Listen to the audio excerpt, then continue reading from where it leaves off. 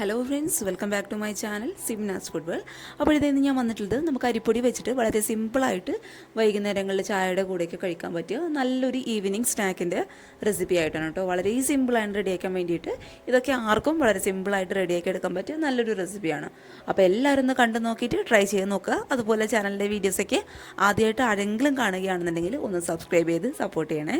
അപ്പോൾ നമുക്ക് പെട്ടെന്ന് തന്നെ ഈ ഒരു അരിപ്പൊടി വെച്ചിട്ടുള്ള സ്നാക്ക് എങ്ങനെ തയ്യാറാക്കും നോക്കാം.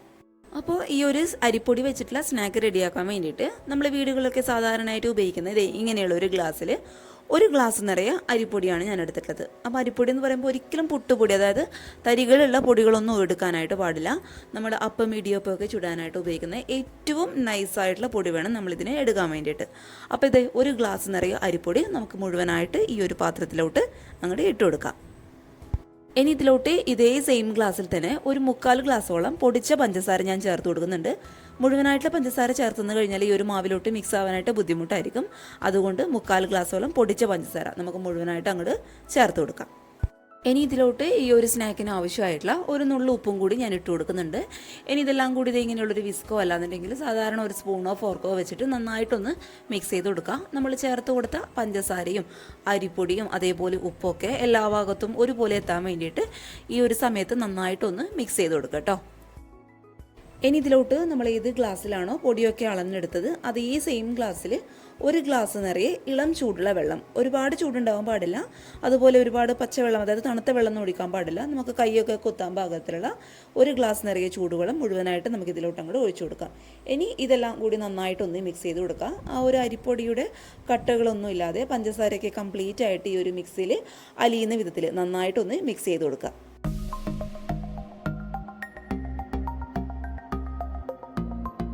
ഇനി ഇതിലോട്ട് നമ്മൾ ഏത് ഗ്ലാസ്സിലാണോ അരിപ്പൊടിയൊക്കെ അളന്നെടുത്തത് അതേ സെയിം ഗ്ലാസ്സിൽ തന്നെ ഒരു 1.5 ഗ്ലാസോളം നല്ല കട്ടിയുള്ള തേങ്ങാപ്പാൽ ഞാൻ ഒഴിച്ചു കൊടുക്കുന്നുണ്ട്.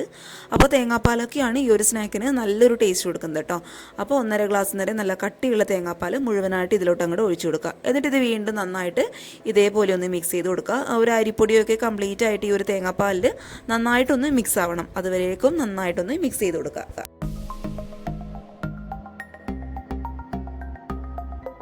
ഇനി ഇതിലോട്ട് നമ്മുടെ സ്നാക്കിന് നല്ലൊരു ഫ്ലേവർ കൊടുക്കാൻ വേണ്ടിയിട്ട് ഒരു ഏലക്കായയുടെ കുരു മാത്രം ഞാൻ ഇട്ട് കൊടുക്കുന്നുണ്ട്. ഇനി നിങ്ങളുടെ കയ്യിൽ ഏലക്ക പൊടിച്ചിട്ടുണ്ടെന്നുണ്ടെങ്കിൽ ഒരു 1/4 ടീസ്പൂണിലും കുറവ് ഏലക്ക പൊടിച്ചത് ചേർത്ത് കൊടുത്തോളൂ കേട്ടോ. എന്നിട്ട് ഇത് വീണ്ടും നന്നായിട്ടൊന്ന് മിക്സ് ചെയ്ത് കൊടുക്കാം. ഇനി ഈ ഒരു മിക്സ് ചെയ്ത് ഇതുപോലുള്ള ഒരു അരിപ്പയിൽ കൂടി നമുക്കൊന്ന് അരിച്ചെടുക്കാം. അതെന്തിനാ അങ്ങനെ ചെയ്യുന്നതെന്ന് വെച്ചാൽ നമ്മുടെ അരിപ്പൊടിയിലൊക്കെ എന്തെങ്കിലും കരടും കാര്യങ്ങളൊക്കെ ഉണ്ടെന്നുണ്ടെങ്കിൽ അത് കംപ്ലീറ്റ് ആയിട്ട് അങ്ങോട്ട് പോകാൻ വേണ്ടിയിട്ടാണ് ഈ ഒരു അരിപ്പയിൽ കൂടി ഒരു തവണ ഒന്ന് അരിച്ചെടുക്കുക. അപ്പോൾ ഇതുപോലുള്ള ഒരു ഇഡ്ഡലി ചെമ്പിലാണ് കേട്ടോ നമ്മൾ ഈ ഒരു അപ്പം വേവിച്ചെടുക്കാൻ വേണ്ടിയിട്ട് പോകുന്നത്. അപ്പോൾ ഈ ഒരു സ്റ്റീൽ പാത്രത്തിൻ്റെ അടിയിലായിട്ട് ഞാനൊരു തട്ട്, അതായത് ആവിയൊക്കെ പുറത്തോട്ട് വരുന്ന ഒരു കുഞ്ഞ് തട്ട് ഞാൻ വെച്ച് കൊടുത്തിട്ടുണ്ട്. എന്നിട്ട് അതിൻ്റെ മുകളിലോട്ടായിട്ട് ഈ ഒരു സ്റ്റീൽ പാത്രം വെച്ച് കൊടുക്കുക. ഇനി ഈ ഒരു അപ്പം ആയി കഴിഞ്ഞാൽ പെട്ടെന്ന് വിട്ട് കിട്ടാൻ വേണ്ടിയിട്ട് സ്റ്റീൽ പാത്രത്തിലോട്ട് കുറച്ച് വെളിച്ചെണ്ണ ഒന്ന് ഗ്രീസ് ചെയ്ത് കൊടുക്കുക. എന്നിട്ട് ഈ ഒരു മാവ് കംപ്ലീറ്റ് ആയിട്ട് നമുക്ക് ഈ ഒരു പാത്രത്തിലോട്ട് അങ്ങോട്ട് ഒഴിച്ചു കൊടുക്കാം. പക്ഷേ ഒഴിച്ചു കൊടുക്കുന്നതിന് മുന്നേ മാവ് നന്നായിട്ട് സ്പൂൺ വെച്ചിട്ട് ഒന്ന് മിക്സ് ചെയ്തിട്ട് ഒന്ന് ഒഴിച്ചെടുക്കുക കേട്ടോ. പിന്നെ നിങ്ങൾ ഒരുപാട് ക്വാണ്ടിറ്റിയിൽ മാവ് ഉണ്ടെന്നുണ്ടെങ്കിൽ 2 ട്രിപ്പായിട്ട് ഒഴിച്ചു കൊടുക്കുക. ഇതിപ്പോൾ കുറച്ച് ആവശ്യത്തിന് മാത്രമേ ഈ ഒരു പ്ലേറ്റിലേക്കുള്ള മാവ് മാത്രമേ ഉള്ളൂ, അതുകൊണ്ട് മുഴുവനായിട്ട് ഈ ഒരു പ്ലേറ്റിലോട്ട് ഞാൻ ഒഴിച്ചു കൊടുക്കുകയാണ്. ഇനി ഇത് സ്റ്റൗവിൽ വെച്ചിട്ട് ഏറ്റവും ഹൈ ഫ്ലെയിമിൽ കറക്റ്റ് ഒരു 25-30 മിനിറ്റ് നന്നായിട്ട് അടച്ചു വെക്കണം കേട്ടോ. ആവിയൊന്നും ഒട്ടും പുറത്തു പോകാൻ പാടില്ല. അപ്പോൾ ഏറ്റവും ഹൈ ഫ്ലെയിമിൽ കറക്റ്റ് ഒരു 25-30 മിനിറ്റ്. അപ്പോഴത്തെ നമ്മുടെ അപ്പം കറക്റ്റ് സമയം കൊണ്ട് നന്നായിട്ട് വെന്ത് വന്നിട്ടുണ്ട്. പിന്നെ ഈ ഒരു അപ്പത്തിൻ്റെ ചൂടൊക്കെ കംപ്ലീറ്റ് ആയിട്ട് മാറിയതിന് ശേഷം മാത്രം മറ്റൊരു പാത്രത്തിലോട്ട് അങ്ങോട്ട് മാറ്റി കൊടുക്കുക കേട്ടോ. അല്ലാന്നുണ്ടെങ്കിൽ ചൂടോടുകൂടി നമ്മൾ മാറ്റി കൊടുക്കുകയാണെന്നുണ്ടെങ്കിൽ ഈ ഒരു അപ്പം പൊട്ടിപ്പോകാനുള്ള ചാൻസ് ഉണ്ട്. കാരണം അത്രയും സോഫ്റ്റ് ആയിട്ടുള്ള അപ്പമാണ് കേട്ടോ. നിങ്ങൾക്ക് കാണുമ്പോൾ തന്നെ മനസ്സിലാകുന്നുണ്ടാവും. ഇനി ഞാനിതൊന്ന് കട്ട് ചെയ്തും കൂടി കാണിച്ചു തരാം. നമ്മൾ ഈ ഒരു കത്തി വയ്ക്കുമ്പം തന്നെ ഒരു അപ്പത്തിൻ്റെ ഉള്ളിലോട്ട് പോകുന്ന രീതിയിലുള്ള സോഫ്റ്റ്നെസ് ആണ്. കാരണം നമ്മളിതിൽ തേങ്ങാപ്പാൽ ചേർത്ത് കൊടുത്തുകൊണ്ട് കാണാനും അതേപോലെ കഴിക്കാനും നല്ല ടേസ്റ്റ് ഉണ്ടായിരുന്നു. ഇതൊക്കെ നമ്മൾ വായിലിട്ട് നിന്ന് കഴിഞ്ഞാൽ അലിഞ്ഞു പോകുന്ന രീതിയിലുള്ള ഒരു അപ്പമാണ് കേട്ടോ. അപ്പോൾ എല്ലാവരും ഒന്ന് ട്രൈ ചെയ്ത് നോക്കുക.